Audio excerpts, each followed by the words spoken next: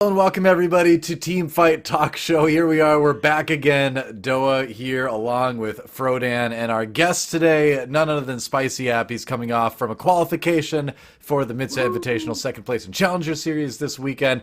I'm hyped to be back. It feels like it's been way too long. SpicyAppies, how you doing? I'm doing well. I'm just enjoying going back to like a normal streaming schedule after the crazy week before Challenger Series, and then we have Zon Cup in a couple weeks, so it's like a nice little down period. So just enjoying life. I'm gonna get some stream in, stack some chalices. As you can see, I've been stacking a lot, in preparation for the show. Nothing but chalice stacking for me lately. Frodan, how have you been doing in both the real world and the TFT world? Good. Been trying to reel back in my sweet tooth, trying not to have as much desserts and ice cream, but it's really fun to play for sure. It's definitely shaking up the meta, the new patch 12.1. It's a new year, it's a new season. There's a little bit of drama and controversy going on in TFT as well. Maybe we'll talk a little bit As about always. it. Maybe we don't have time. We had tournaments. I mean, it's really funny because people might think that we invited Appies to the show because of his performance. It was actually before. Yeah. And we were like hoping that he would do well, and then man almost won. I will You say, got lucky there. I was so nervous that I was gonna shit the bed in the Challenger Series, and then come on and be like, oh god, like, this is awkward now. Yeah. It's then we just would comfort you basically. That's what we'd spend the show doing. It's okay, man. Shoulder No, to you shoulder tried to your cry best. It's fine. Yeah, but hey, you're here and you're victorious. But the funny thing is, you've been around a little bit longer than this, but I remember the first time I remember you standing out to me as a player is when we did Giant Slayer Series 3, the duo tournament last year, and you were Goose's partner.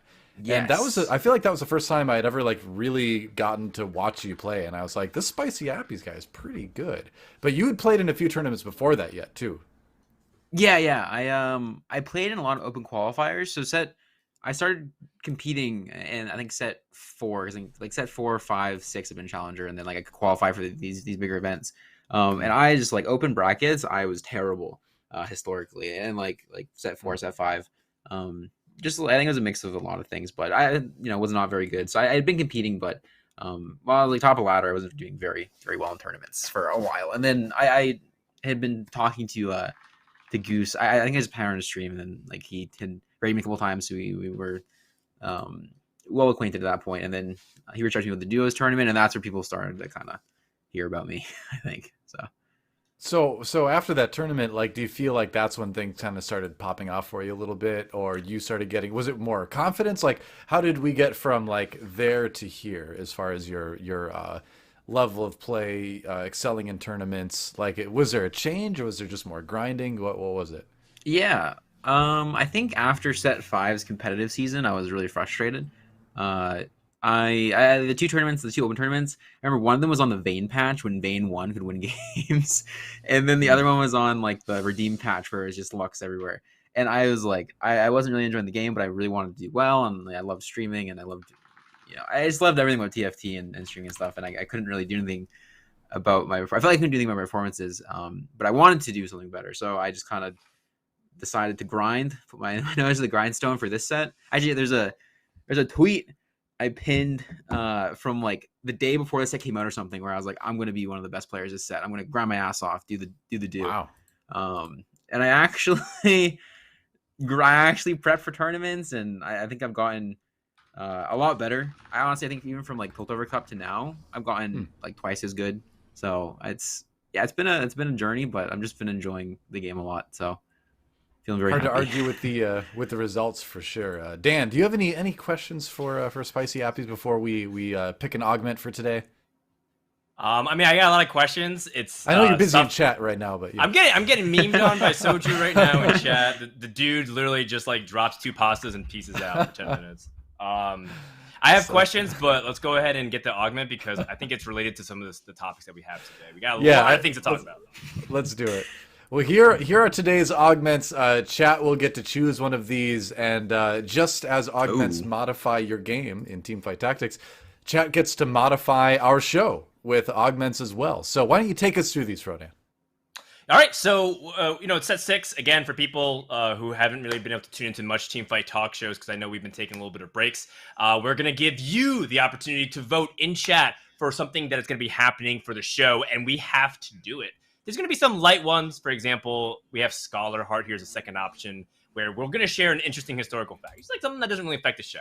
But then there's something pretty dramatic like Cram Session for option 3, which is we're going to actually have SpicyAppies VOD review part of a game from Challenger Series, and we get nitty gritty. We talk about like, hey, was this correct? I don't think this was right. Or, hey, maybe this is a really good play. Or, what were some of the things in your head? So we have a lot of different options here. First Aid Kit, of course, is something in the middle where we have to improvise a little bit and also a little wholesome. But we don't really partake in TFT because we're so wholesome and nice and kind to each other. Yes, we are. We love the trash talk and the banter. So I actually vote for option 3 right now because I want to be able to trash talk Appies as much as I can. I voted for 2 because I like historical facts, but I think if the poll is any indication, it's going to be 3 by a landslide, which is, oh look, they even took it out. They took it out before the voting is over. That's not how voting is worked. It's whatever. It's going to be 1 or 3. We know that SpicyAppies had a good weekend at Challenger Series, so we don't need number 1. We don't need the first aid kit. So I think it's looks like it's Cram Session by a landslide. So we'll look forward to that a little bit later in the show then. Okay, we're gonna prep that. Our producer already is ready for that, so it's gonna happen towards the second half of the show. Let's go ahead and dive into some news, DoA. Yeah, that's right. Well, our first news is that we're on a relatively new patch. It's 12.1 right now. There were some buffs. There were some changes.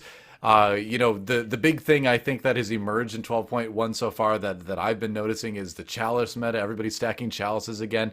It was available before now, but I feel like lately is when people started to finally incorporate in their play a lot. But SpicyAppies, what did you notice most about the post 12.1 patch coming in change wise? Yeah, so we were coming off of the Kaisa patch, right? Where it was just like everyone inting till 4-2. I feel like Soldier's a big part of why everyone did that. Not that it was a bad strategy, but like when everyone does it, it gets a little crazy. Because it was good, and that's why people did it, right? So we came off that, and then Kaisa got nerfed. A lot of things got nerfed, and so I think the chalice thing wasn't discovered until like the last little bit of the patch, right? It wasn't super big the first week. Right. I don't know. I think the meta shifted well. I don't think the patch was... Honestly, I thought the Kaisa patch was really good. I thought there were a lot of ways to play the game. It's an unpopular opinion, but I was a big fan of that patch.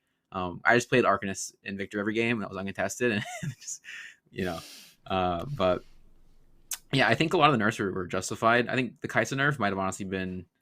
I don't know if like... I feel like they nerfed the wrong part of her potentially, but I think it was, she needed to get hit. Morales needed to get hit. It's still like the best item in the game, but regardless, GA I think GA is actually one of the things that people didn't think was going to be that different, but feels like super different. I think GA Yone, for example, is super bad right now. Like it doesn't do anything on him. I think overall it was good. I think this like Swain was already a super strong unit and then became insane. So there's like a lot like stage 2, like Talon and Swain both got buffed, and now both those units just like take over stage 2. So I was surprised with the Swain buff a little bit because he was already. I mean, those of us who played a lot of AP, which I mean, the last meta, a lot of the set I feel like has been more centered around like AD flexing. But like the people who did play AP were like, oh, Swain's a great way to get through a lot of the early game if you know how to position him and put some items on him. But now it's even easier. Dan, what are your opinions, hot takes, or medium hot takes, warmth takes, or cold takes on 12.1? Overall, it's a good kind patch. of take you want. It's a good patch. The first half of 11.24B was really hard for me. I actually legit lost all my LP. I went from 900 all the way down to I legit went 900 to 0. Like I'm not exaggerating. And then at the I think part of it was just like a combination of a lot of things. Like I still hadn't played a lot of TFT because I took like a month plus off for like getting married and moving and doing a bunch of stuff. And so like I just felt like I needed to play a lot. But there's like this tipping point in TFT where playing beyond a certain point doesn't help you improve if you're just playing too much. You actually have to sit down and like think about it, like get a second opinion, VOD review, which we'll do later in the show, or just like watch streamers. I wasn't doing any of that. I just felt like I was behind, so I just kept playing and playing. And I just like completely ran it down. Like I was just so tilted. I messaged Bryce. I was like, screw this game. I like hate TFT. My mental's boom. Like, I'm never gonna cast another game. I'm never gonna cast another TFT game. I was like so mad at everything. Thankfully he didn't actually publish like our combos or anything like that. And then I kind of like sat down, humbled myself, just like, you know, checked my ego at the door, and I'm climbing again. And then I think this patch is just like a nudge in the right direction, right? Like different paths were opened up. Fast 8 can be done in several different ways. It doesn't feel like you have to play Yordles. And if you do play Yordles, a lot of times strategies are like pivoting off of it. So like maybe you only play Yordles for stage 2, but let's say you're actually leaning into the momentum, you can play Yordles stage 2 and 3. Or you can even greed it all the way to 2, 3, 4. And I think that's actually really important that there's different ways that you can flex around it, because it felt like early game was just solved. And early game has historically always been the most interesting part of TFT to me, because of how profound the ripple effects are, right? You want early game decisions to matter a lot, because that's where often the skill is expressed much more than late game. Because late game, almost everybody knows like what are the good units to buy, right? It's not particularly impressive to just collect 3 gens and just be like, well, congratulations, like I have my DPS solved. Especially if you have like 60 gold from greeting so much. So I think I really like it. I like small quality of life buffs. Like I think RFC is actually not that bad anymore. Actually, it's really fun to be using it in both AP and AD comps. You know, stuff like that has been really, really nice and a small revelation. So overall, pretty good patch. Yeah. Speaking of pretty good things as well, I like that this is being introduced in 12.2, we're told. Nice quality of life change for that sniper's nest augment, because I struggled with this too, where I liked the concept of it, but I avoided it a lot for this exact reason, that it was difficult to tell exactly how strong my snipers were going to be without tracking it in some exterior form, right? Because mentally, I'm never going to be able to keep track of this. I've got too much to think about in a game of TFT. So, you know, I like that this is in there. They're kind of using the Warlords rings that we had before. But I'll ask this then, SpicyAppies, what other like little quality of life things like this can you think of that that maybe they should add in? I'll put you on a spot here, but I kind of, now that we have this, I'm kind of wondering if there's other little things we could beg Mort and the rest of the team for. Yeah, for sure. This is honestly, this would be like the first one that I think, you know, really stands out, because I'll be honest, before this was posted on Twitter, I had no idea how it even worked. I was like can you move the unit? Does it like go away if you move it for a round? Like this just answers a lot of questions. Yeah, this answers a lot of questions in general. I think there's, you know, like in tooltips and like ability description stuff, there's a lot of ambiguity into how certain things work. For example, Victor 2, or not Victor 2, just Victor in general. If you put Runeans on him, he's the only unit in the game that actually applies his on-hit effect on Runeans Bolt. So like his Runeans Bolt applies his armor shred, which does it. Yeah, right. Like I did not know that either. Actually, yeah. There's a ton of stuff that's not really laid out at all. That I think just, you know, having some kind of standardized system of like you know, attack means this, on hit means this, would be really nice for the game, which so this is a great start to just kind of getting rid of some of the ambiguity. I agree completely. Here we have an interesting chart. The set 6 leveling data from MetaTFT shows what percentage of players are X level by X round. And it kind of takes the standard rounds that we see people level, you know, 4, 5, 6, 7, and onwards. Does any of this data kind of surprise you, Frodan?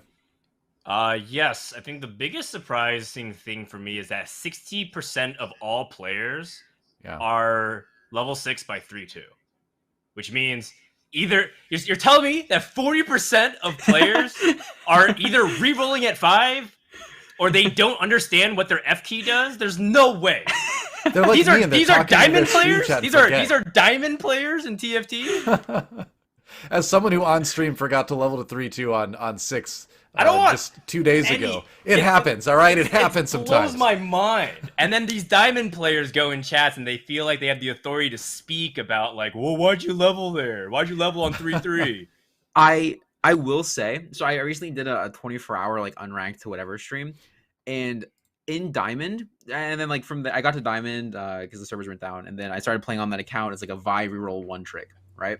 And you see some crazy shit in Diamond. There's sometimes players are really good, because there are some really good players in Diamond, right? It's not like it's not as bad as people really make it out to be. Like there's still like top whatever percent of the game, like top like 1% of the game or whatever, but you see some weird shit sometimes, especially when you're rerolling Vi in that For people, yeah, I've definitely seen someone like level 5-0 gold at 3-1.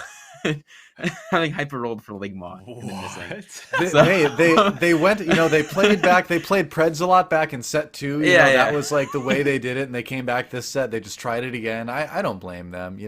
It happens, right? But yeah, I think that's definitely the most surprising one, because this does take into account the people that level at 3-1 as well, right? It's not like saying this is the amount of people go to level 6 on this round. This is the amount of people that are this level by this round. So it does take into account the people that level on 3-1, which is pretty common if you're doing well anyway, right?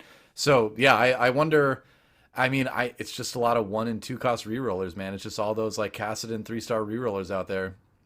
Yeah, there's just I wish they would just stop. No, but it is shocking. There's a lack of understanding of fundamentals in TFT, and even all the way up to probably like top 20 challengers, there's still probably like really lacking fundamentals. Oh, for sure. So yeah, like, for sure. It's just TFT is a game. It's like really, it almost feels impossible to master until you hit the very, very top level, and even then, you're still making pretty big mistakes at times.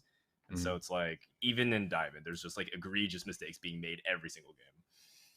Oh yeah, and there are also 100%. great things happening. So it's yes, yeah. Well, that's big the ups, thing, big right? downs. Is that if you're a top player, like if you're a top challenger player, then you feel what you don't know, and you're like, well, if I'm to this level and I don't know this, then the players that are in Diamond are just trash. But like I've been having, and I cap out at like Masters every set. It's just what I do, right?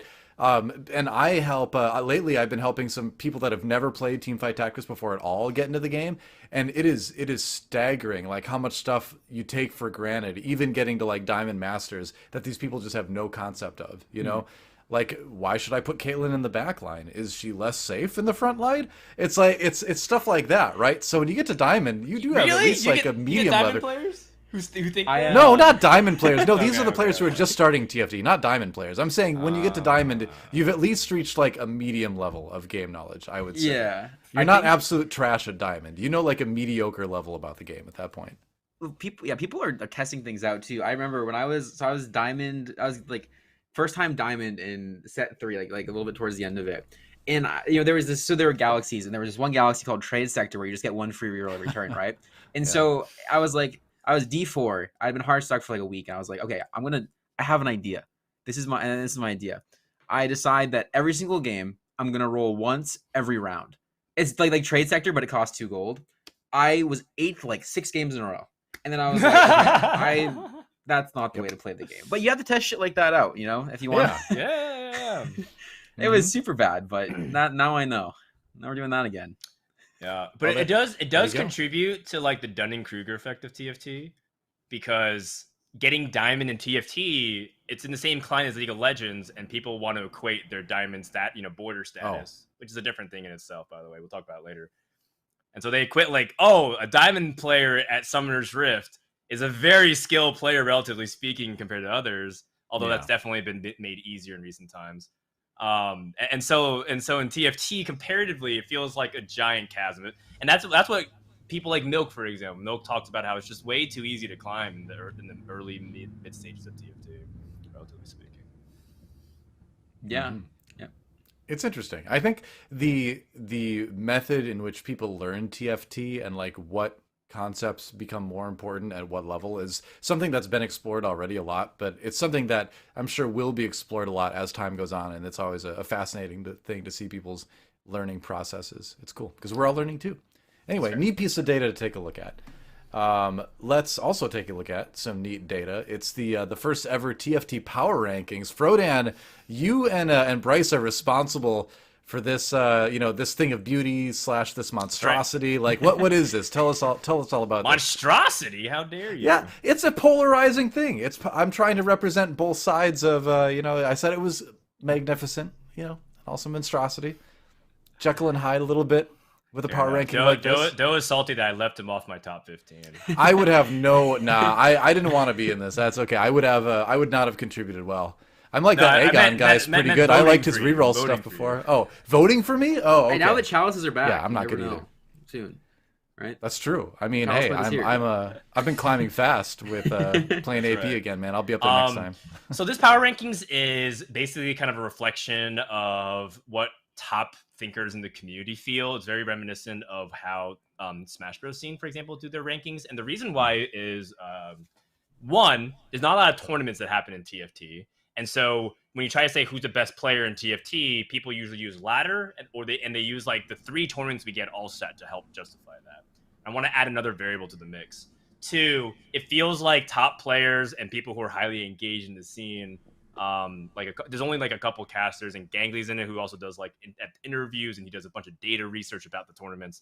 These are the people who I feel like are inclined to vote. And 3, it's just really good to generate discussion and give something to play for. The best part about these rankings was a week after it came out, Milk got offended that he was so low ranked by several people. The only people that voted him high, I think, was like Soju and like one other person. Everyone else put Milk like 11th or lower, somewhere around that range. And so the man made it his mission to climb to rank 1 in North America. And then he messaged me and says, "Can I be on the next podcast episode?" And That's a flex. Absolutely. I like that. Absolutely. That's what I want to see. I want to see people care about this. That's a Chad move right there. That is flexing a bit. And so Milk will be our second guest for the show in 2 weeks. Hell yeah. Wow. I will say vengeance is coming. Nothing puts a fire in someone's ass like a PR coming out. I'm a longtime Smash player. I played it before I got into TFT. And like the first time I got into PR, I was like, oh shit, this is what I was born for. I was born to be ranked 4 in New Hampshire in Super Smash Bros. Ultimate. And then I was like, oh, I can't beat anyone at the major. So yeah, the PRs are so cool. I think it's really cool. I mean, I obviously there's a lot to talk about on it. Ramblin', spoiler alert, Ramblin's the best player in NA. He's going to be first on my list today as well, as I come up with in my head as we go. But yeah, it's a cool list. I think it's just a great idea to have something like this in the community because, there's obviously no like definitive way to say this person's better than this person, this person's better than this person, but having that out there will just make people try harder and lets people that like are new to the community just have an idea of who's up there. So yeah. The ultimate goal is that the big power rankings that will matter will be the final one of the set, because that should be this is what I finished in the set, power ranked by people who everyone respects. And so if Ramblin' is the number 1 person at the end of set 6, then I want him to be able to feel like he can say I was ranked number 1 for set 6. And I think that is something that's really powerful to speak to and something to aim for. And then this is, of course, just like updated monthly. And now we're actually having tournaments. Appies had a great performance. Ace had a great performance in Challenger Series. We have the Zon Cup, and we have Hextech double up tournament this weekend. I'm not sure that actually should factor in, especially given some of our representatives who are sending from North America are having questionable strategies and communication right now and teamwork. Not entirely sure how much it should factor into the rankings, but we'll see. What I see is Frodan and Bryce trying to consolidate power, where they go to the pros now. They're gonna be like, "Hey, you want to be known as a good player in this set? We run the power rankings, so I'm just saying, just so you have this information. It's important information. Just want you to know. I know what slip happens. a 5 under the table. Well, that's why we also didn't just like index too much into like specific like friend groups, right? Like people are saying, why didn't you have XYZ person? And it's like the reason why is because if we do, they're just gonna all vote for their group of friends that they practice and they VOD review with all the time. That's why it's important to have people from different groups that are also top players and represented, and independent thinkers, right? Like Ramkev's pretty independent in terms of how he thinks about stuff, which is pretty interesting. Socks, for example, was our first guest. I love stuff like that.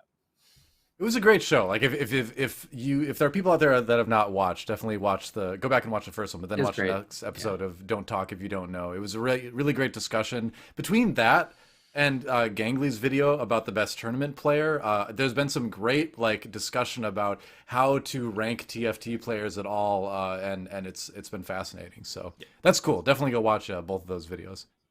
But SpicyAppies, I have to ask, what do you think you need to do to make it onto this list now? You said you love the PRs. You feel the pressure. What are you gonna do? Yeah, I mean, when this came out, I think I wasn't under the opinion that I really should have been on it, to be honest. I think just because I like historically have not done super well, and then it's just this set I've started to really, I think, put things together. And this was right after the Piltover Cup, I think, which I did well in. I got to the final day, but I don't think my play was anything like too amazing. I think I've gotten a lot better since then. So it's just about you know, there's a rap. The Rock did a rap, and it's all about the grind, which I discovered recently, and that video is what I'm about to do. Just get better. So Fair enough. you know, yeah, just trying to get better. It. I like the philosophy. Just grind. You know, just got to play the games, study, work hard. But I enjoyed looking at those power rankings. You know what else I enjoy? I enjoy a little segment called Agree, and it's time right now. Agree. Let's move on to our first agree question. It is, the new player borders look good. This is a bit of a softball, but it's important to talk about. It's divisive. We'll say that. SpicyAppies, the new player borders look good. Agree? I mean, I think this is about as pertinent as anything can be. No, they look horrible in my opinion. They just, I mean, it looks like I'm diamond right now. Which, not that no flame if you're diamond, but I don't want that border. That hurts me personally. I want my border to be like, you know, it looks like a fucking eagle or something before, and now it's just this blue splotch above my. All right. Yeah, I don't So know. It's something cool. Eagles don't exist in the world of Runeterra. Yeah, apparently not. It needs to be like a hex eagle or something. Well, Anivia is kind of an eagle. So maybe I'm just wrong. Doesn't Anivia... Quinn send an eagle or something? Let me see. All right. Well, it's kind of a hawk-like bird. Yeah. Maybe it is an eagle. All right. Maybe eagles do exist. Never mind. Eagle on the border. I stand corrected. An Azurite Eagle Valor is used to visualize various abilities of Quinn and appears in emotes. Wait, is Valor an eagle? Never mind. Valor a hawk? is an eagle. I'm handing in Azurite my TFT Eagle. lore card. Oh. Huh. There you go. There you go. An Azurite Eagle is an avian predatory species that lives in the northern parts of Demacia. It's good to know. Yeah, you learn. Don't walk your small dog in the northern realms of Demacia. Yeah. I don't think the new player borders look particularly stunning. I don't think it's that big of a deal, but it just goes to show you that people will be up in arms about anything that resembles status. I think that they could do a lot more in general for League of Legends to make people feel cool about their status stuff. I think that the badges look better. The ones on your profile, like the Challenger helmet versus the Grandmaster helmet versus the Master's helmet, it was kind of too noisy, and I didn't really feel like it had something distinct. So I like the badges on the profile, but the borders themselves, I can't agree with it. I don't think it looks terrible. I just don't think it looks that good. So disagree.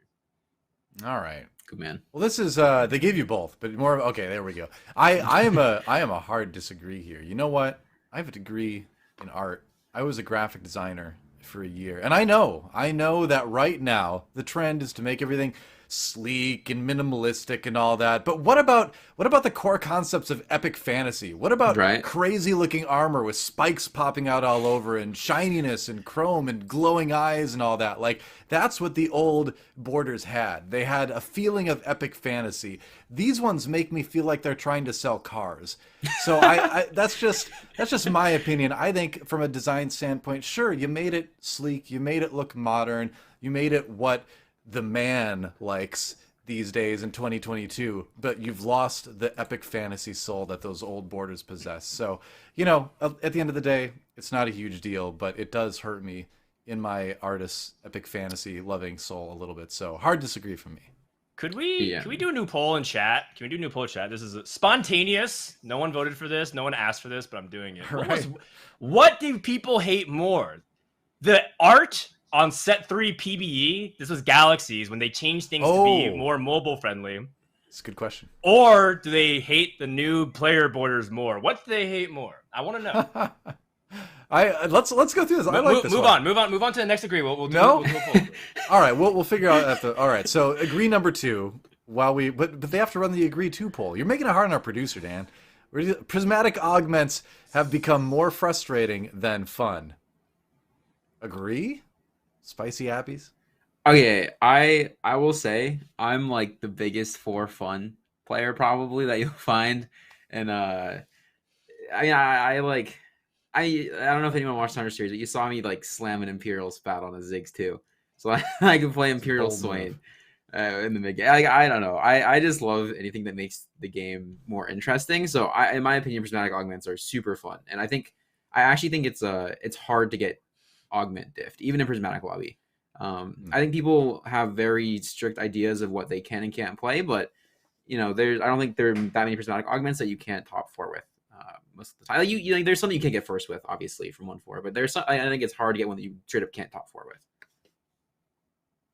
Yeah, this is an easy disagree for me because they've been balancing it more, and prismatic augments, like, while if all you do is look at prismatic augments and think about what you don't have, that's a reflection on you as a person, as a human being. It's your psychological profile. It has nothing to do with teamfight tactics for the personal computer. It has nothing to do with Steven Mortdog Mortimer. It has nothing to do with Michael K3 Soju Zhang and influencing your playstyle. He didn't convince you to do anything. It's because you choose to see things half empty. Prismatic augments are super fun. Wait. And they've tried to do the best to balance it, and they are going to continue to balance it more. There's a couple of things that are on the weaker side, yeah. Have some fun. It's a goddamn video game. Mort's first name isn't Riot. It's Riot Mortdog Mortimaximus, I'm pretty sure. You told me that once. It's true. We don't like to use his full name, though. Yeah, that's right. We just stick to Mortdog for our own safety. Easy disagree for me. I love prismatic augments. The only one I feel a little bit bad about is the one that just gives you more team size, because I kind of just always want that. But there's enough fun ones outside of that I never feel bad when prismatic augments pop up. I think early in the set, I was really bad at playing them and I didn't like them that much. But as time has gone on, I've liked them more and more. They're like the most improved in terms of like how much I enjoy them now versus before. So yeah, I mean, easy disagree with me. I don't really have much more to add. I like them. Chat also disagrees. And chat also said the set 3 PBE portraits were easily worse. And I have to agree with that too, because that was just taking like the 3D art and blowing it up a little bit, and it was very hard to read and looked like a cheap mobile game. But you know, in reality it's a very expensive, wonderful AAA mobile game. How does even 3 people vote for the new player borders? The art was so clear. I'm actually offended that it was even 9%. I'm offended that 9% of people even voted for the new player borders. They played Preds back in set 2, and they didn't level to 6 on 3-2. They took a break from the game, you know, and now they're just coming back. Yeah, fair enough. They probably didn't play. They probably don't. All the same. Yeah, exactly. It makes sense. That's the answer. Let's move on. Agree. Question number 3. It is: Spencer is the best tournament player in NA. Credit to Gangly. You miss all the shots you don't take, Gangly. What do you think? I ironically first, that video was awesome from Gangly, and I honestly haven't put a lot of thought into this myself, and I think he's a very smart guy who looked at a lot of data. So I mean, I'll agree. Fuck it. He knows better than I do. All right. Wow. Okay. All right. So you appreciate the data over your own sort of like experience with playing with these players. I will say that I feel like I don't think often about like who's doing the best. I don't think a lot about like who's the best tournament player or anything like that necessarily. So I think I could say that I think Ramblin's the best, because that'd probably be my personal opinion. But at the same time, Gangly has a lot more of an informed decision on this one. So, you know, I think it's tough. Spencer and Ramblin are like tied in my mind. I feel like, because Gangly convinced me it was Spencer, but my heart says that it's Ramblin, because I'm the biggest Ramblin simp. So I don't know. I don't know. All right. What do you think? We got kind of a non-committal answer from SpicyAppies. I understand what he's saying, but it wasn't really commitment one or the other. Yeah. How about you? Dan? You make an excellent caster, Appies, not choosing to take a side here. It's wise, yeah. It depends. Like, based off the way Gangly was slicing his information, it's a strong conclusion, but there's a lot of flaws to his premise. He didn't count a lot of tournaments leading up into it. So if you count sets 1 and 2, it's Milk. Milk's the best tournament player in North America by a big margin. He actually won so much in set 1 and he didn't even really play much in set 2 and 3 because we didn't have tournaments in set 2 and 3, except for the World Championship. And there was like 1 tournament in set 3. And the few tournaments that Milk has played, he's done extremely well in different kinds of formats. So he's definitely up there in terms of very recent results. If you're just willing to take like the past 90 days, it's probably Ramblin'. So it really depends on how you view things based off Gangly's data. Sure, I can definitely see an argument for it, but I disagree because I just think that you can't really take only set 4 until the beginning of set 6. That just doesn't make sense to me. All right, interesting. I think, I think I'm gonna agree with this actually, because I think you look at those earlier sets, it was such a less developed tournament scene. It was a less developed level of knowledge about the game in general, and so oftentimes we see in esports the best players early on falling off when the rest of the pack keeps up. And even if you look at Milk right now, he can still come out and like win tournaments. He can still be one of the best, but really only when like people activate his like incredible Hulk TFT mode and like make him angry or something like that, because then he becomes like more powerful than anybody, right? But it takes a while to get him there, it seems like, at this point. So I don't know if you can quite count Milk as like the best tournament player right now, and maybe even overall. It gets murky. So I'm gonna side with the methodology that Gangly used to come to this conclusion. I think it was pretty good. I don't think it's the only way to judge who the best tournament player is. I think it's definitely a discussion you can have a lot of different points be valid about. But I like the way he did it, so I'm gonna agree. There you go. Chat. Spencer's super fun to watch. Challenger Series, he had a Merc cash out game where all he got was gold. I think he got all gold and like one item component. It was just one of those really low roll Merc cash outs. The dude was at 3 HP. Decided not to roll or spend a single gold all on stage 4. At the end of stage 4, he had legitimately 100 gold. Like the dude didn't spend anything. He didn't level. He didn't roll. He just kept repositioning his Urgot 2, and the dude had 100 gold. He goes to 9, rolls it down, hits 8 Urgots, and then dies in 8th place. That was so sad. It was super fun to watch. It was, so, for him, I was happy he didn't kill me. Spencer may not be the best player, who it's arguable, but he's super fun to watch. I like him a lot. He likes to ride that knife edge for sure. Let's take a look at agree question number 4. The most overpowered comp of all time, data-wise, is set 3 Gangplank Rebels. SpicyAppies, you played some set 3. What do you think? Wait, is this it like the data-wise this like that people, or is this like what is data-wise exactly? I'm not even 100% sure. Yeah. So there's a pretty long in-depth post where someone like runs a bunch of like very complicated formulas.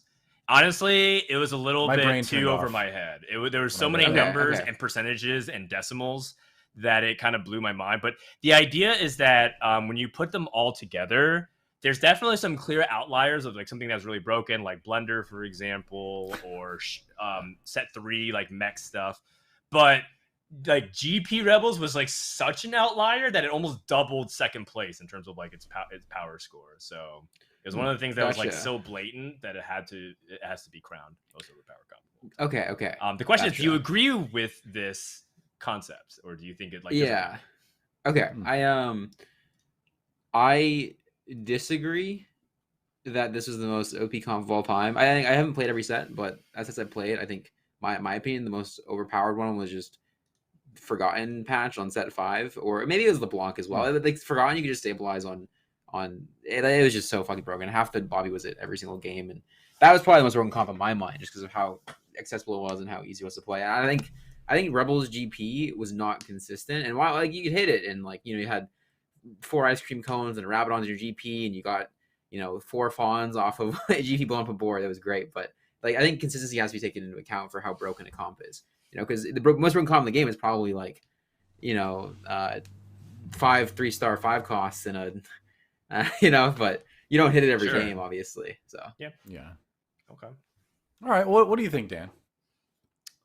I think that we don't respect data enough in TFT. I think people care so much about their opinions, and while opinions are super fun and they're also valid because there's a lot of things that analytics can't capture, I do think that there's like not enough healthy respect for what data means in TFT. So I'm just gonna go with agree, because I mean, if you're just going straight off placements, this one mathematically makes it hard to disagree with it. Yeah, I think I just don't understand most of what I read in that thread anyway, so I'm just gonna. That's it. I don't know. Like, so it got bullied into agreeing. This honestly, this person did the work that I would never do. I would never learn. I would never take enough college math courses to be able to do what this individual did. So, yeah, props to them. If they say their data shows this is the most all-time OP comp, You know, and I remember, you know, Vayne 1 comps across multiple sets being more annoying. Like, hey, you know, I'll go ahead and give it to him on the data. So I'll give him a. Can I get like a tiny check mark, like an agree, but only because of my own deficiencies in math skill? Can you shrink the check mark? She can't. Okay, never. That's okay. Thanks. Not too At bad. least well, you can envision it in your minds the people who out there who are watching. But yeah, that it is a fun one to think about, especially as we go on and go through more sets. Maybe another comp will emerge. We'll see. I guess Chad disagrees too. I'm wondering what the rationale is there, but it's an interesting question at least. The thing about I, Vayne that's I, it. one I don't winning a trust game. chat at all. Yeah, I don't know. I have They no idea voted for set 6 Katarina to like go to the quarterfinals, which is just absolutely absurd. It's so Wait, was that a oh? Because Mort did that poll, right? Yeah. Yeah. Oh, They I lost forgot all about that. Yeah, credibility. yeah. Yep. That's insane. Not our This is chat. a Our cap chat's badge. actually very enlightened. Our chat's actually very smart and actually filled with Yeah. a lot of good players and people. I meant more like chat the concept. yeah. Our chat thinks of things like Mana Printer Sona, which was like really fun to play, but also the scourge of the ladder for like a good amount of time. But That was yeah, so fun. I played that for it one was a patch great. before it I got love changed. that comp. Oh, That's right. So fun. Remember Shaq and Well, Kobe? we're in a chalice stacking meta again. Not the same chalice, but it's still chalice. Ice That makes cream. sense. That makes sense. Yeah, same ice cream cone. Let's move on to esports. Another sweet portion of the show. I'm so sorry. It's just the thing that came to mind. Let's talk about the Challenger Series results. SpicyAppies has a little bit of experience with this tournament. That's you. They're in second place, qualifying for the Mid-Set Invitational. Just taking second to Asa by virtue of the first place that Asa got in that final game.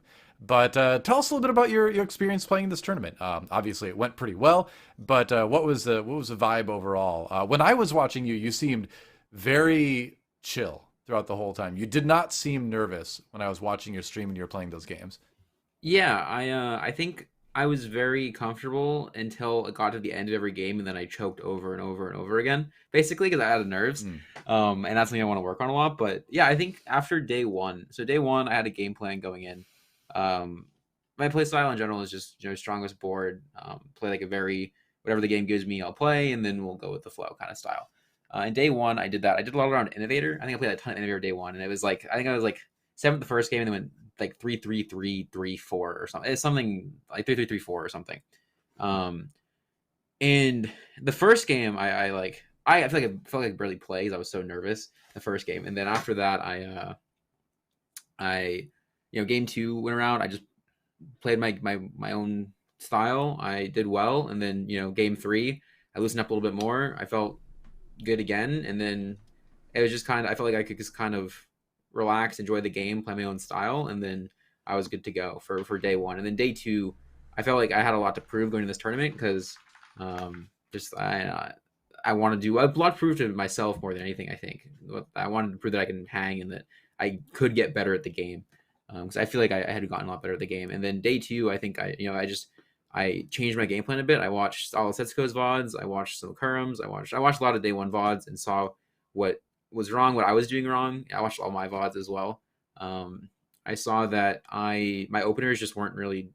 I was playing for openers that didn't really complement my style, and then I switched that into. I just ended up playing a lot of Syndicate Bodyguard, and they're on like Bodyguard frontline that I could pivot around into like a mid game, late game board, so I could keep my front line instead of just like sacking it all. I had like Camille 2, Singe 2 front line the whole game, and then I felt a lot more comfortable, and I just play my game every game, I think, and I felt very confident in like early mid game, and then I get to late game and I just fucking it would fall apart. But it was a really fun tournament, and I think I set out to do what I wanted to do, but I have a lot to improve on. That I know what I need to improve on, which is the big thing. So a big theme of a lot of what you said, and also what was said after the tournament when you were on stream, was talking about improvement.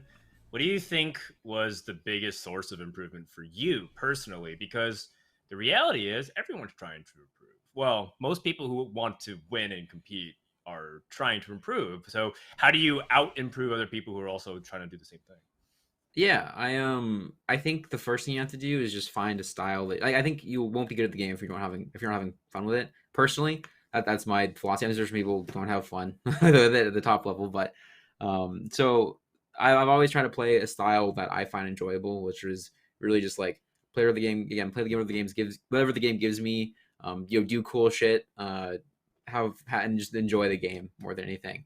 And I think historically, I haven't really had that. I've been trying to play that way, but like I haven't had it click because it's a hard play style. I think to especially in a competitive setting like this. And it didn't really click until recently. I think after the Piltover Cup, I think going into this tournament, I was probably at least twice as good of a player as I was. That's maybe cap, but a lot better than I was at the Piltover Cup. And the biggest change I think is that for me personally is that I realized that for my style, I had to get a lot better at just understanding strongest board strengths, like the small little things that I think like early mid game positioning, like the minute differences in like playing one unit over another, just because like completely ignoring synergies sometimes, which is a pretty obvious thing. Sometimes you just have to ignore synergies in early game, but to like an extreme degree, because like I think I got really good at understanding how fights will go, and I turned kind of I think like I already had like a theoretical idea of like how fights would go, or like what was a strong board, but it wouldn't really pan out sometimes. I think it's a great part, and so Kiting did a VOD review of my games, and from one game he is talking about how I rolled down on 7, and I'm rolling down on 7. I don't stop. I have like Shojin, Rageblade, Archangel. I have a Ori 2, and I keep rolling until I hit Heimer 2 to hold those items. And the reason I did that, and the reason why, and he said I should move items to Ori, which I think it's a pretty common idea that I should move items to Ori there. But if you look at my board, I had like very little frontline. I had like a 2-star like innovators with like 2-star frontline with no items on any of them. And so if I carry Ori there, if you imagine like Ori does hold those items well, but if you imagine the fight, Ori doesn't kill a single unit. She ults my frontline as it's dying. They probably still die anyways. It's none of the backline. She doesn't kill any units. The fights go poorly. But Heimer actually kills units, right? He kills units, which makes it so that my poor frontline can actually survive longer because their units are actually dying. And then once he gets to 3 casts, I just win the fight. And then Ori 2's without items does the same thing as Ori with items in that situation. So stuff like just understanding exactly how fights go, I think was my biggest improvement going into this tournament. So. Interesting. Okay. Did you feel like any player you played against in the tournament specifically taught you something when you were playing against them? I don't know about while playing against them, but I will say I watched a ton of solo spawns before. I was actually telling him this last night in Jirachi's chat. But I watched a ton of solo spawns to figure out how to play Merc just in case I got given the opener. And I got given the like a GP off an orb on the very last game, and I sold that shit so quickly. I sold it so quickly because I didn't want to. Yeah, but I think as far as like learning in the game, I think I was really focused on my own play, and I wasn't trying to take too much from other people during the game. But I was definitely paying attention to what was doing well board wise, rather than like play style wise, which units were working well with other units, what was making fights go well for people. So, okay, interesting. Dan, did you have any thoughts on the tournament this weekend? I assume you watched a good amount of it. Yeah, I co-streamed the tournament, so I got a good chance to look at everything that was going on. Any comments on Asa? He won the tournament. He's been doing the interviews. He kind of took the crown from you because you could have taken it. Yeah, not gonna twist the knife too bad because for people who don't know, Appy should have won this tournament on game 5, but it's okay, it happens. I got complacent. I didn't think I could die from 22 HP. I'll be honest, but Asa, I haven't watched his VODs yet. People think that. Yeah, I haven't watched his VODs yet, but he obviously played out of his mind to win it, and he's a great player. I need to watch his VODs because I haven't had a chance. I know he's doing some VOD review, I think with I thought Jirachi and maybe Bryce as well, but I'm not too sure. Maybe the Bryce thing is just in my head. But definitely looking to watch his VODs. I wasn't paying a lot of attention to a lot of other people's play as much as just like board states and my own play during the tournament. And so I've been slowly watching other people's play and like trying to figure out what I can steal and what I can't. But Asa is definitely on. Yeah, he's very quickly going to be on that list of what I'm looking of a player that I'm looking to steal stuff from because he's a great player. And I'm excited to play with him more. And he's interesting because obviously like he has a background in poker, and I was watching his Gangli's interview with him today, and he was very very humble, but also humble in sort of like a no nonsense kind of where he was like, well, anyone in that tournament is super good, and anyone in that tournament has like is going to be like in his opinion, less than like I paraphrase, like less than 5% difference between 8th and 1st in terms of like who's actually like better than who in that tournament. And so he seemed to kind of indicate that skill is a big part of it. But when you reach that level of TFT, it's a lot of things that are not up to the player, augments, things like that, random chance sometimes that determines a winner. He looked at it in very much of a poker mentality way, which makes sense. But I was curious, do you ascribe to that point of view as well, too? That when you get to this level of TFT, obviously anyone can win it, that's a given. But do you think things are more determined by RNG than they are by skill in a top 8 like this? That's a great question. I think for a long time I did think like that until probably around Piltover Cup, I started to realize that while there is, there's a lot of top players and variance is obviously going to be a big part. Like you can play around that variance and like in such skillful ways that the best player will, I mean, not always win, but the best player will always do well, in my opinion. I think like anyone, particularly in a checkmate format, I think anyone could have won. But I don't think that it was like anyone could have gone 8th, anyone could have gone 7th. I think in general, like in this kind of lobby, I think there is still a skill gap between just like it goes patch to patch and stuff like that, obviously. But I don't think it's like whoever high rolls that day is going to be guaranteed first, and whoever low rolls is going to be guaranteed 8th. I think you can play really well. Draw the line. Where's the gap? On this list right here. Draw the line. We're not even to the NA tier list yet. Draw the line. I want to hear it. Draw the line. Just said there's a skill gap in this top 8. Yes. I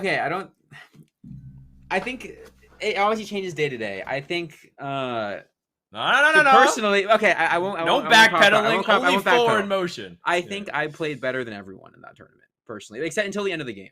I don't think I high rolled a ton. I don't think I low rolled a ton. I think I definitely had high roll moments. I definitely had a couple low roll moments, but I played well on all of it. I knew what I had to do, and because of that, I was top 2. Because of that, I was consistent Great. as well. So I think and that's the gap. That's the gap. He draws a line right under his name. Like I was gonna say, like right above Setsuko. Yeah. I haven't watched a lot of other people's. I've watched a couple perspectives. And I've watched Solo's perspective, Keen's perspective. I've watched some of Ace's perspective just from Jirachi's channel, but not a ton. I haven't seen the other people yet. But I don't think anyone is bad or like significantly worse than anyone else. But I think like play style wise and just like understanding of how to do well in a lobby like that wise, I think I had an advantage over a lot of people there because I think I had a cleaner game plan, like a cleaner idea of what I needed to do than a lot of players in that lobby. All right. I think the results would agree with that statement.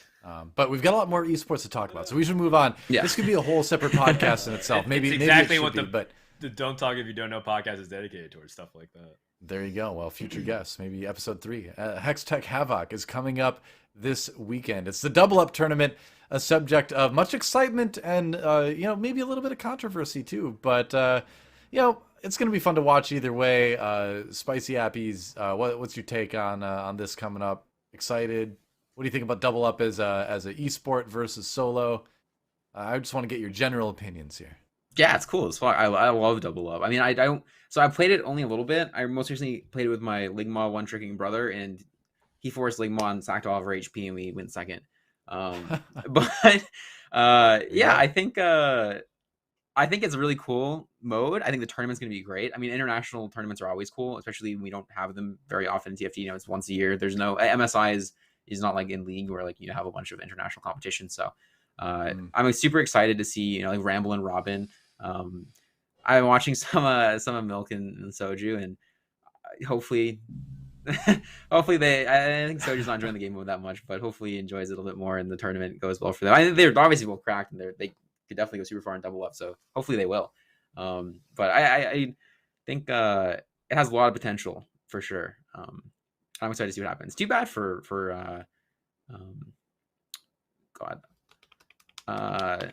am I? You're talking about Keith and Ramkev, because they played really well, but they didn't qualify. Yes. That's what I was thinking of. Yeah. Anyway, it's gonna be sick. It's gonna be sick. Unless you're talking about the other two teams, confusing which is myself. Emily, Wang, and Rue, or Soju and Prestabit. Is that the teams that you're talking about that like should have qualified over Ramblin' Robin? Yeah, I was thinking more Jose and Keith, but I don't know if I'm supposed to talk about that. Oh, the SEA. Man, yeah. we should. Why not? Yeah, it's not because anyone's. It's so sad fault, they can't play because they're so good. They're so fucking good, and they can't play. So yeah, well, and there's also some, like very like. Some people are calling it like abusive behavior in terms of like like taking advantage of the matchmaking system by like having low ranked accounts in order to like boost your MMR. I'm not sure exactly how it goes because quite frankly, I think those posts always need to be verified by Riot, and like Mort already has said that they're looking into it and they're making sure not to qualify people to do it. So there are some controversies about basically win trading. Some okay business is definitely happening in Double Up. And I just hope that we don't have more controversies. TFT tournaments could use all the help they can get. We don't want more drama on that stuff. Yeah. Hey, well, let's check out different tournament results recently. The Alicoin tournament, which is great. One of the biggest non-Riot affiliated, official TFT circuit tournaments ever in TFT, and it was really fun to watch. It was cool. Hopefully, we get to see a lot more of this. It was Calflow that ended up winning it, a player that I'm not super familiar with. Some familiar names underneath that. But Dan, you casted this, so why don't you tell us about your experience with that tournament? I organized this tournament. So Ali Straza is a Hearthstone streamer, and she loves TFT. She actually streams TFT pretty much as her main game right now. Has always wanted to get involved in the scene. I always think that TFT could use more women involved, so it's great. And she runs a lot of Hearthstone tournaments with Alicoin. And so she wanted to run something for TFT. The winner of it was an EU player. I think they only had 2 or 3 players out of the entire field, and they won it. But Calflow did some really interesting stuff. Like he was doing like Sniper Malzahar reroll, like that kind of weird stuff. Like he gave him the emblem, doing some really crazy stuff that I wasn't expecting at the time. DQA also, this was like a patch where he like truly understood the AD flex really well. It was when he made a big push for rank 1, didn't hit it. He got really close. Saint is like probably the most underrated tournament player, period. This dude clearly, like every time he shows up in a TFT tournament, he's trying hard, has always been like a threat to do very well. And that goes all the way back to set 3. And also like, it seems like it's pandering, but I think this was one of the best tournaments I've seen Soju play. I think he actually was pretty locked in. The results kind of indicated that he was he was kind of dialed in. Things obviously didn't pan out for him to end it in first place. But he put on a really solid performance, and his viewership was popping and responding well to it as well. Like he was doing really, really good stuff. So overall, really fun tournament. And it felt like a world championship caliber field, like a regionals caliber field, just for $10,000. So please, Riot, just put more high stakes tournament stuff in front of TFT players. I feel like I can say this already, that I'm trying to meet with tournament organizers right now to try to see if we can do a TFT LAN in 2022. People who were on my stream know exactly what I'm talking about. It's gotta happen. But I'm trying to organize a third-party TFT LAN to happen this year. That's my big passion project for the scene.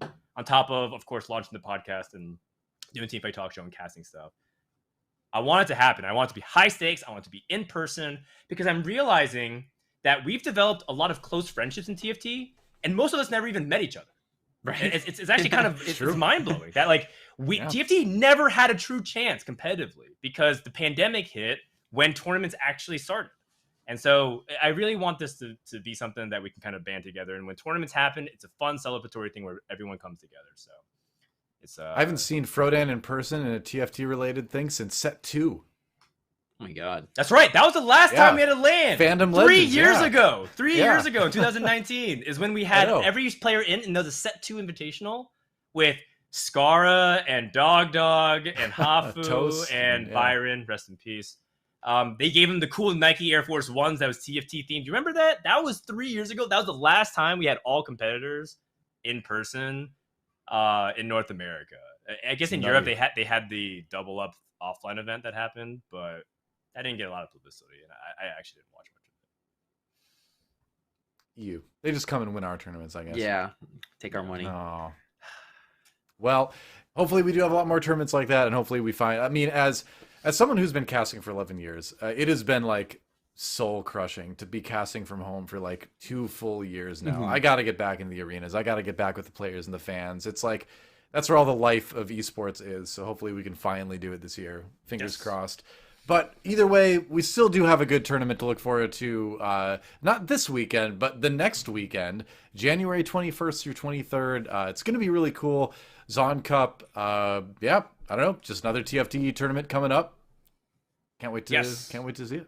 Yeah. Qualifies for the mid set. Yes. I mean, it's just more competitive tournaments, more data, more interesting stuff that's happening. Yeah. Solo queue is really fun, right? But at the same time, tournaments really adds that extra flavor that makes it feel like you can keep going. This is what I live for. Yeah. Seeing I think, players in high pressure situations playing their best. It's gonna be sick.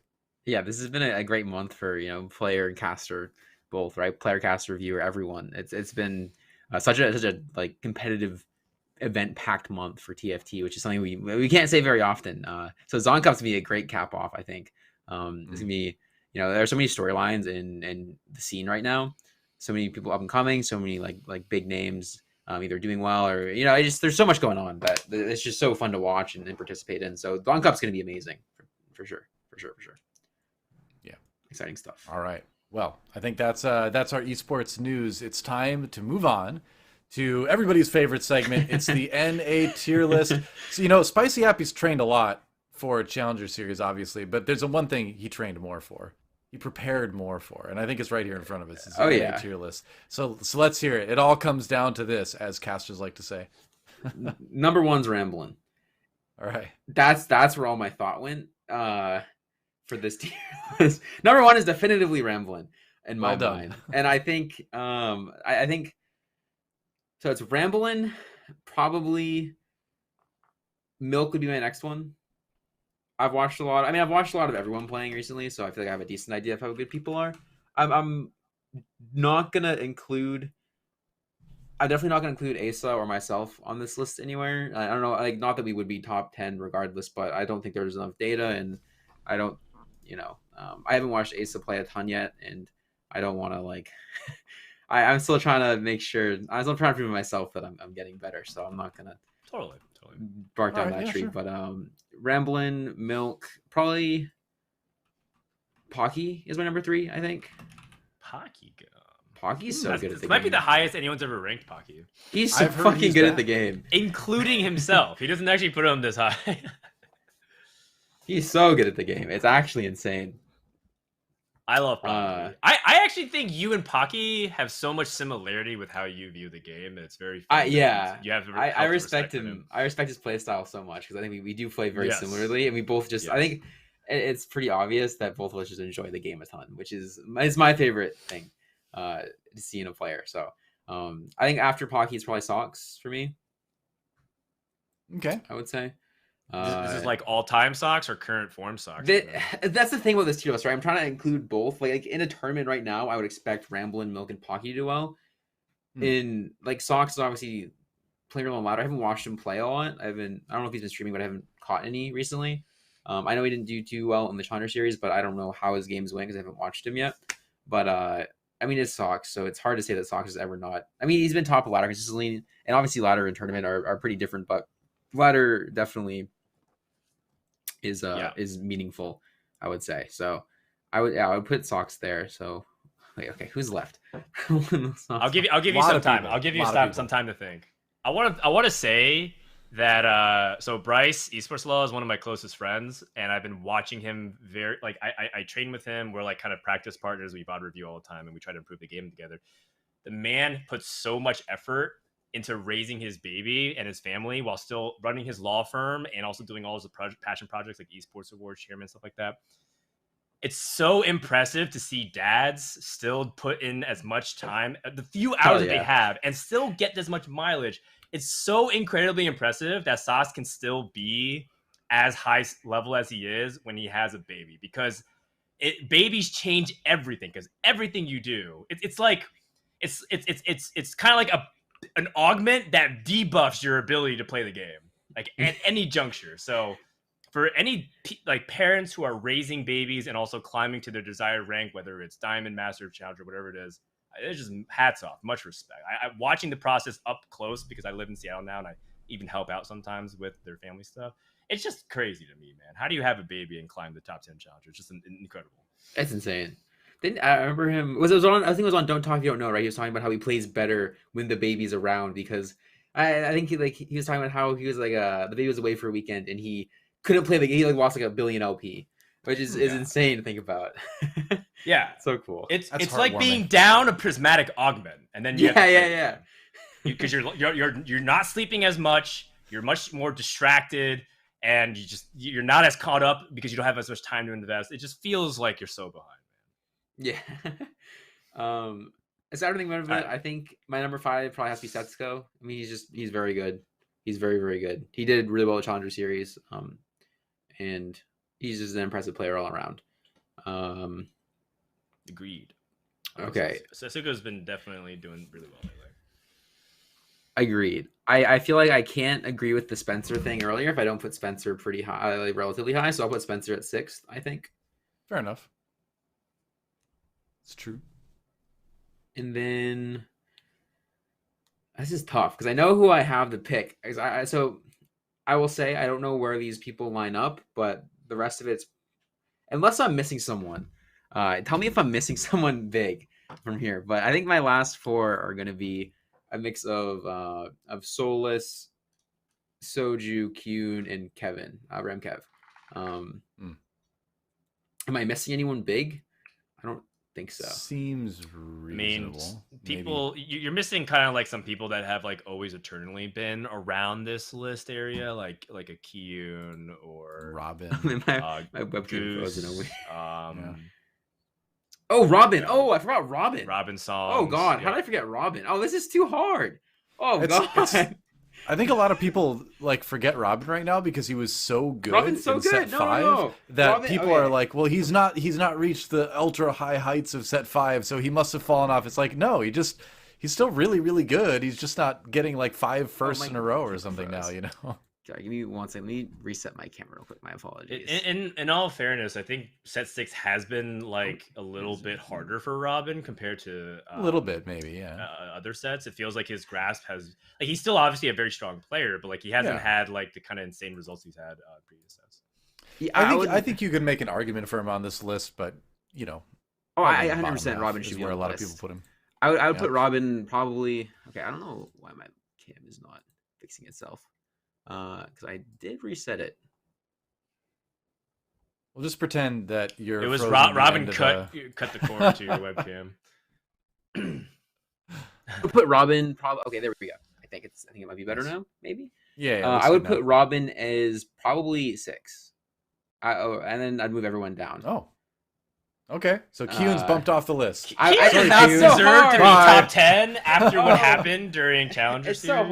It's so hard. He is disqualified himself from top 10 contention after that Mercs play. Kyun, if there was a top 10 NA clip provider tier list, Kyun would be on the top of that one. And obviously I want Goose on here too. He hasn't been playing recently. I don't know how good he is right now. I mean, obviously he's top 10 like 99% of the time.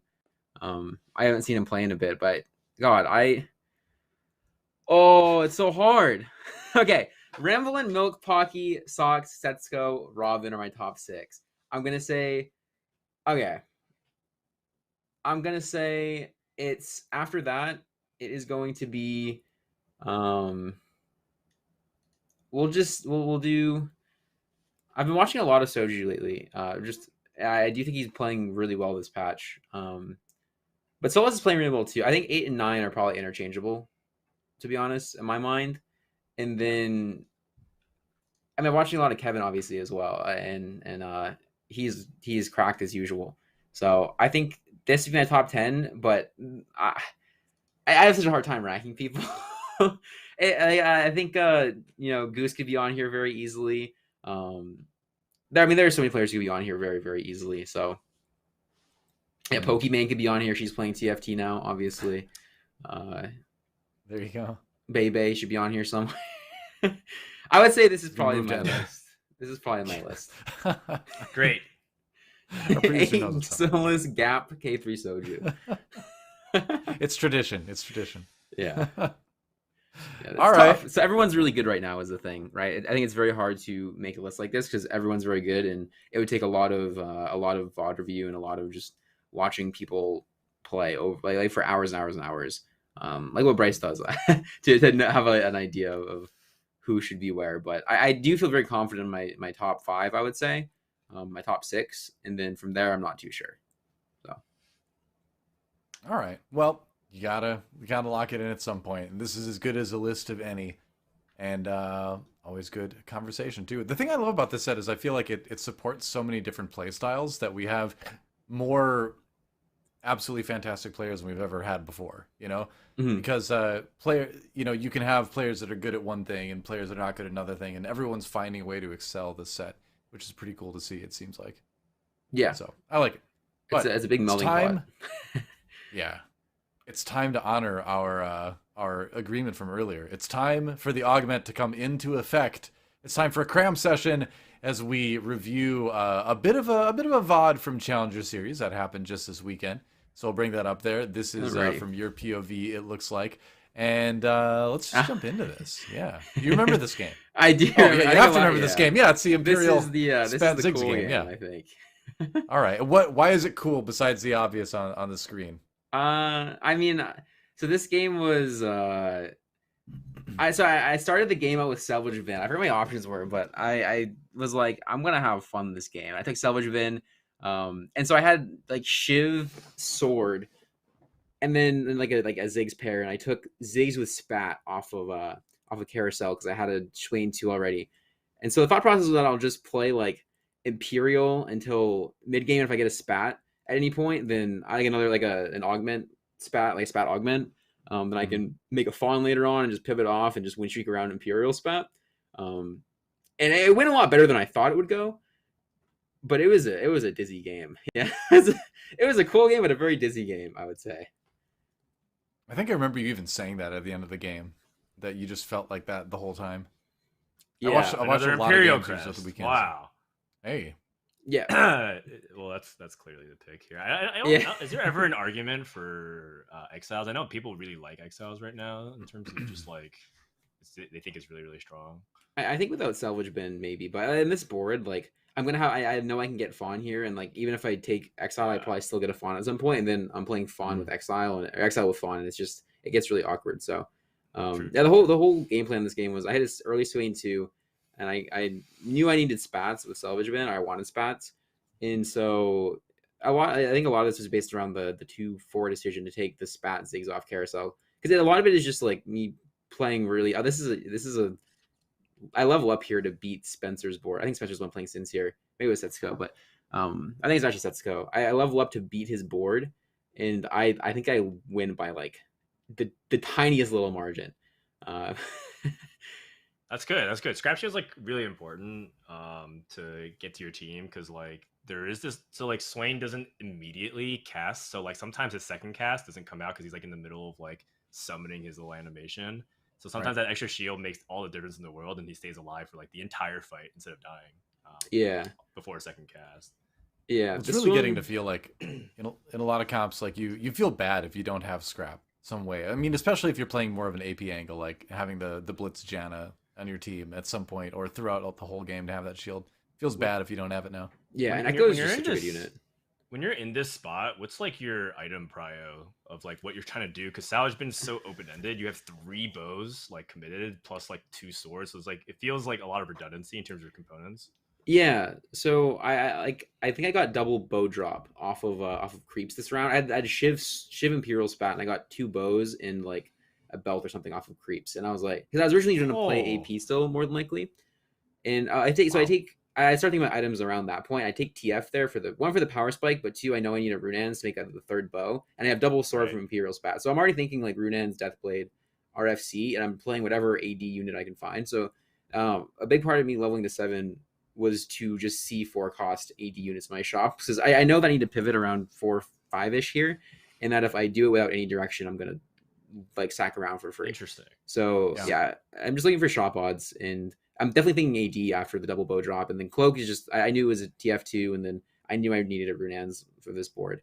So So you think you think RFC Runin's Deathblade is flexible enough to go on almost any AD carry, yeah? Yeah, I've already mentally committed to R. As it, there's a point where I've auto reviewed this game a decent amount already, and there was a lot of discussion around two challengers patches I do think could have been better than a fawn. But in my mind, I've already committed to like RFC here. Just I think you can't play salvage bin from this spot without having some items just like hard committed in your mind, because the pivot will go poorly, like really poorly if you don't. Makes sense, yeah. And RFC is decent. So who are some of the best users of Imperial emblems like in this mid stages of the game? Like I know you're clearly like trying to also ramp your gold with Yordles, but like if you didn't have Yordles, what are some other considerations and stuff that you would be looking at? Yeah, I think Echo is a decent option because he just pairs well with the units. I honestly think the Ziggs on this board is probably one of the best units I could ask. So anything that does damage, right? Ziggs, Malzahar. Ziggs is fine here, obviously, because he's 2-starred. He loves the attack speed. Like RFC was actually a huge high roll to get from creeps, because I mean it wasn't because I was thinking AP before that, but I can just I can change into thinking more AD, and then RFC is just great for the mid game because it works really well with Shiv, and then just it's super great on AP because you just cast a lot faster. So I think Vex is not the best Imperial spat holder here, but it's the only thing that does damage that I know I can sell. And I can't make it on TF because of the the cloak on him because I can't break apart the spat.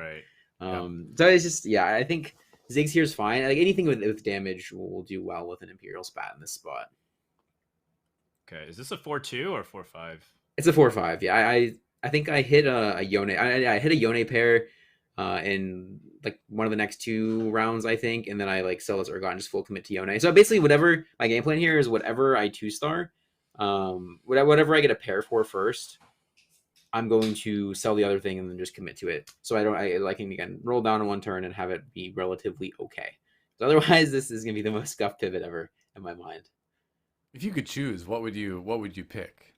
From this spot, Yone, because I have a Braum on bench, I think, and I have this Camille. So I know I'm playing around Camille Ori here. I know I have a Fawn, so I can play like I definitely want a Camille for a challenger. Just because I have this Ori, I know I can play 4 challenger and then still put in like Braum, Blitzcrank or Leona. If I hit a Yuumi, I always play Yuumi, and I just play around like the Ori, Janna, Yuumi thing, with whatever front line and a 2-star Yone. So Yone, makes sense. The Yone pair is nice. It is cap the better out one. much better than like the Urgot boards right now, especially given your item setup. Like I think Urgot kind of really needs a lot of support in order to do well. He's really not the true carry of the comp anymore, so I think it makes sense. Yeah, it feels like objectively the worst AD carry at this point. Well, like I think from his spot, like one, he sees there's actually a lot of AD in the lobby, period. So it's like he kind of has to stick to what he's already got, and he already has a pair of Yone. Challengers actually do have a high cap. Part of the problem is that's hard to build it, and he has such a high HP and econ lead that I think it makes sense. Usually playing challengers from a losing position, unless you're playing Mercs, is like a guaranteed 6th. Yeah, it's tough. Pretty much last whisper. Yeah. So this is a great choice. I think this is a good choice overall. So then when you're scouting, like what are you looking for? Just generic positioning or matchups or what? Yeah, so there's 2 things. I want a Swain. So the 2 Swains is a little easier, but I want a Swain in front of a carry generally. A lot of time when you play Swain, it's good to like hard corner him in one upper cubby because he'll just whack something. And then I'm generally scouting for Zephyr Zephyr. I go to move the TF back because I realize I'm going to Zephyr the Taric for this matchup, and I don't. I don't get it in time. But, I just I'm looking for backline to Zephyr essentially, and just putting Swain in the right spot. The rest of the position doesn't matter too much as long as I'm not letting Sins just like have the way with my Ziggs. Yeah, because you're broad scouting. You're not actually just scouting matchups. A lot of people, like when they have the matchup tracker, they're just looking at the next 3. But you're like always scouting the other 7 to, I guess, like give you context of the lobby. Yeah. Yeah. I'd like to stay very informed for sure. Because I both, Yeah. Wait, do you take stat here? I think about it. I think I should have. I go for it, but I go for it at the same exact time as. Yeah. Wow. Yeah. Oh. And then this is the turn where the big roll down happens. Okay. Nice. Going to good start. All right. Another salvage bin pivots are so dizzy because thing is there's this moment in salvage bin pivots every single time where you go to take your items off and then some of your items get stuck in the little blue orb in the middle of the board and you go to pick it up and it doesn't let you and you're like, oh my god, what do I do now? Right, picking up more items. Yeah. Need to get that rune on. Yeah, overall, nice. Not bad. Yep, so You got a lot of the good core stuff in there. yeah, I think it would have been definitely wrong to drop Swain, either Swain 2 for anything I hit there. So overall, I was pretty happy with it. I mean, I got the unit on the board, I got the front line on my board. I dropped what I could afford to drop, and I didn't drop. There's nothing better than these 2 Swains that I hit, because I think it's 4 challengers generally here over the. Oh, Oh. yeah. Ad revenue. Let's go. That's an interesting That's board right. too. Giving ad revenue via VODs. But like, I think the most important thing about transition is always about your first immediate fight. How much do you lose by? You won convincingly, so you already cleared like the first major checkpoint, and whether or not you can hard stabilize on your second turn, because usually the turn that you transition, you don't always expect to win. But the fact that you were able to win convincingly and transition out of that, just really well done, man. This was definitely good. Thank you. I think a big part of it too is what you were saying earlier, where you decided way ahead of times what the items you were going to build would be. You know, there was no pause to think really about what you're going to slam at that time when you're doing the transition. It gave you a little bit of time to position fairly well, you know, well enough to win the next round anyway. Yeah. Oh yeah. And then you get This that. is really interesting. It was impressive roll actually. down. This is really interesting. I will say I have a lot of weaknesses as a player, I think, and one of them is that I think my hands are not very fast. So I think I was very happy with that pivot, because it was probably me doing better than I probably should reasonably be able to do with how quick my hands are. But a lot of this, I had thought through a lot of the pivot beforehand. But yeah, this is a interesting, tough choice. Wow, Clockwork Soul. Okay. Yeah, because Clockwork late game is so good, and it just, I know I'm playing Camille Ori essentially. Well, I really like this because a lot of people would just default pick the new recruit, right? Because like, wow, one more person, that's more synergies and all that kind of stuff. But you have to think about, you know, what extra synergies, what extra units can that one spot really get you? And sometimes getting 2 of a trait, like Clockwork in this case, is going to be more valuable. So, yeah, I think the reason good case why for not default picking. It makes sense is because it really fits into the strategy of what he's trying to achieve. Challengers want to win fast, so if you have something like Exiles, it kind of doesn't exactly work with what makes challengers really good. And Clockwork does. And while a lot of people would be like, isn't that kind of redundant to have Clockwork and Challenger?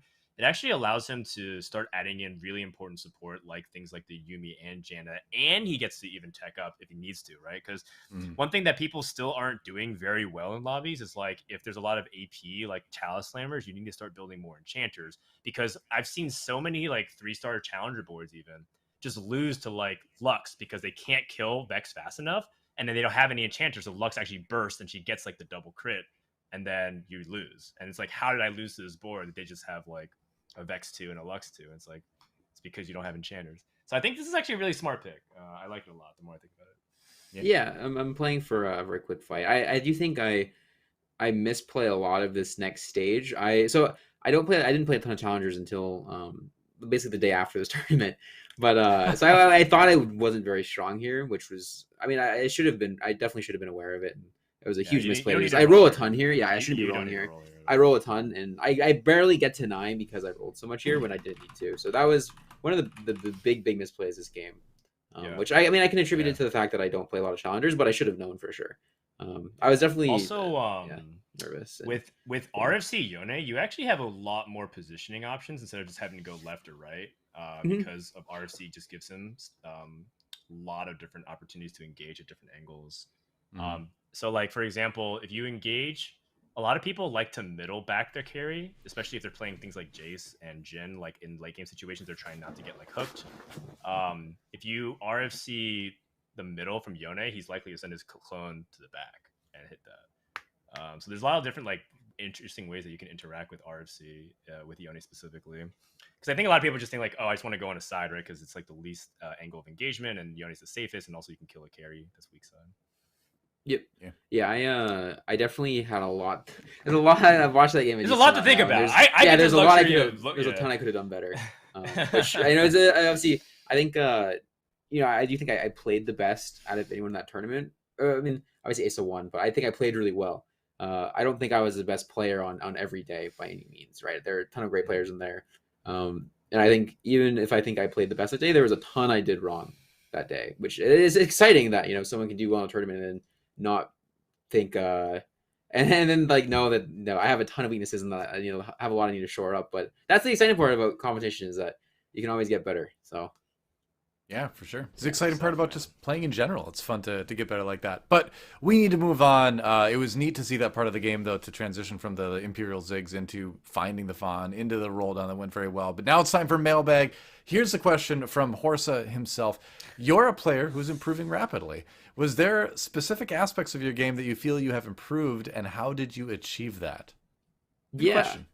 I talked a little bit about it earlier. I think the biggest thing that's improved is my ability to understand how a unit or how an item, an augment or whatever will affect a fight, and then use that to play a smoother game rather than just use the practicality of knowing, like, there is fight RNG. Like, how likely is an Ori with 3 items with no frontline gonna actually do something in a fight compared to like a Heimer that's guaranteed to kill you? It's like that. I think I've incorporated that a lot into my game plan recently, which has been huge. But beyond that, I think a lot of getting better is just constantly looking at your games and saying, this is where the game went wrong, looking at it and saying, okay, in the moment I attributed this to RNG, but how could I have made that? How could I have lessened that variance? How could I have played around that? How could I have, I think a lot of my play style is built around being fluid, and that's important for any player, to be honest, to just be able to look at a spot, say, in the moment, initially say it was RNG, and look back and say, oh, I could have done this and this and this point in the game, and It was not RNG. It was just me putting myself in a spot to low roll. That's the essence of TFT, is a lot of times where it looks like, oh, I just, got bad luck there. It's, you go back and look at the last round, and that'll probably tell you why what happened then happened the way it did in a lot of cases. But I'll say to chat too right now, you're already doing it, but keep asking questions in chat. SpicyAppies will pick one, and whoever he picks will win a $10 gift certificate. So cool stuff. Ask good questions. Yep. I'd like to respond to what Appy says, just follow up on it, is that I think that a lot of intermediate to advanced players get really stuck at this specific part of improvement, which is the ability to be able to think in the moment. A lot of times players can identify like what went wrong retroactively, but you need to have foresight into like what the situation calls for. And I think a lot of it is because players like Appies have spent a lot of time refining like more fundamental things about TFT. And eventually he can afford to ask himself questions, because you only get 30 seconds to make a lot of really important decisions, and a little bit more time during augment stages. And so a lot of times players are introduced with uncomfortable situations, but the more reps you get, the more you're laying down the fundamentals. You already have these assumptions and paradigms in your mind that's already built, like, hey, these are the kind of item combinations that I can get away with, and as a result, like, I don't need as much frontline units, or maybe I can play a little bit more DPS instead. And then you can start to ask yourself really meaningful questions and then try to answer that in the moment and being present about it. And I think that's a really important growth phase that a lot of players get stuck at, because that's like one of the hardest things about TFT, which is like at the very top level, can you ask yourself a question, answering it meaningfully, and react and have it pay off? And I think that's the barrier that he's describing that he's broken. There's so many different versions of that too that you go through as you're learning the game. Like, I think one of the early ones a lot of people run into is economy management, thinking, if I roll now, how does that affect my game later? And so realizing that you have these long-term implications, that you might stabilize now, but you might also ruin your ability to top 4 later, is an example of that kind of thing. But there's lots of it, right? What items do I slam now, affects things later, all that kind of thing. So yeah, it is interesting. Just like focusing on prioritizing the right things when you're thinking about questions, because like we said, there's only 30 seconds. You could technically ask questions about everything in the game. Like, how should I position? What's my next matchups? How should I be itemizing? Should I be like rolling down or spending my gold? Should I be like trying to look for upgrades, or am I looking for more support units? There's so many questions to ask, and you just got to learn to ask the right questions. Indeed. And speaking of the right questions, it was a right question for Black Puma 318, who asks, is playing flex viable and competitive, or is it better to force cookie cutter comps to secure wins? This is the age-old question of the masses. What do you think? Yeah. So I think it depends. So the thing is, it depends on how you want to play the game, how you feel like you understand the game and excel, as well as how broken certain things are, right? Because let's say it's Vayne patch where Vayne is really good. You can obviously force Vayne, and it's maybe more consistent potentially. I mean, I think 100% playing Flex is viable. I mean, beyond just this tournament, where I did well, I mean, Goose has played, historically GV8 has played in so many tournaments and done so well in so many tournaments, and he's very similar to my playstyle, where it's a lot of flex, it's a lot of playing strongest board. Beyond, I mean, there's so many players beyond just the two of us as well that have done well in tournaments at any point in time. So playing flexibly is very viable. I think the thing is, a player will have a certain play style generally that they're drawn to, whether it's because they enjoy it, because they find it easy, they find it, they just play around at the best. It makes most sense to them, and that's how someone should play, in my opinion.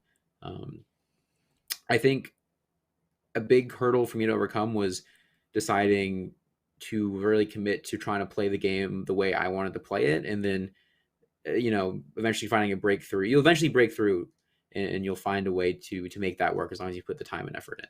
So any play style I think is pretty viable. Just don't roll the 0 on 4-3-1 at level 5. Don't do that. That's not viable. There you go. That's the first basic tip. Yep, that's the first step of the journey right there. Yeah, and make sure you're level 6x3 too, as we've learned. That 40% of people out there are not. Yeah. Well, it was a fun show, but we have to bring it to an end. But before we do, any shout outs, any final thoughts, SpicyAppies? We're really happy you could join us. It was a really fun show. Any final thoughts from you? Yeah. Thank you so much to everyone everyone's watching now, everyone who watches my stream, everyone who's supported me for a long time. The podcast, I do a podcast with Drachi and Remkev, Traverse Times podcast. So shout out to them. It's been a great time. I think, anyone who's been supporting me for however long, I appreciate it. I'm going to keep doing my best to get better and better and better, get better content, get better tournament results, and just keep the grind going, keep doing my best. So big things to come. Awesome. And thank you so much for having me on. Thank you. I'm sure. And yeah, definitely go check out the Triforce Tactics podcast as well. The more podcasts in the space, the better, because then we just get to enjoy more talk about TFT, right? Dan, any final thoughts from you today? There's too many. This weekend, I'll be casting Hextech Havoc, the Double Up tournament, featuring Ramblin' Robin from North America, as well as Soju and Milk. It's going to be fun. The following weekend, I'll be casting the Zon Cup. Wait, actually, we didn't announce that, but I'm just letting you know. I will be casting it. Just I won't tell you who else I'm casting with. But it's going to be great. It's another more competitive environment, and it again qualifies for mid-set finale, etc. The week after, we're going to have Teamfight Talkshow again, and also that week we'll be doing Don't Talk If You Don't Know, plus another Power Rankings update. So the reason why the Zom Cup hopefully should be really important is because we're going to do the voting the day after the tournament with all the panelists. And our special guest is Milk. So he's going to be voting. He's going to be on the podcast. And that's just January. February, there's going to be some other stuff, hopefully some big news and updates about more TFT stuff that I'm trying to organize. And of course, I stream from time to time, twitch.tv/Frodan. So hop on over whenever you want to. Watch some run it down or run it up action. 900 LP swings, It's hard to find excitement like that. That's for sure. Thanks. All right. Well, yeah, that's it. Hey, make sure you watch Hextech Havoc this weekend, Zon Cup next weekend. Thanks to chat for watching. And if you are not in chat, if you're watching this on a YouTube VOD or something, thanks to you for watching as well. Thanks to Riot for making TFT. Thanks to Wisdom for putting on this awesome show with the staff we've got behind the scenes, making everything work.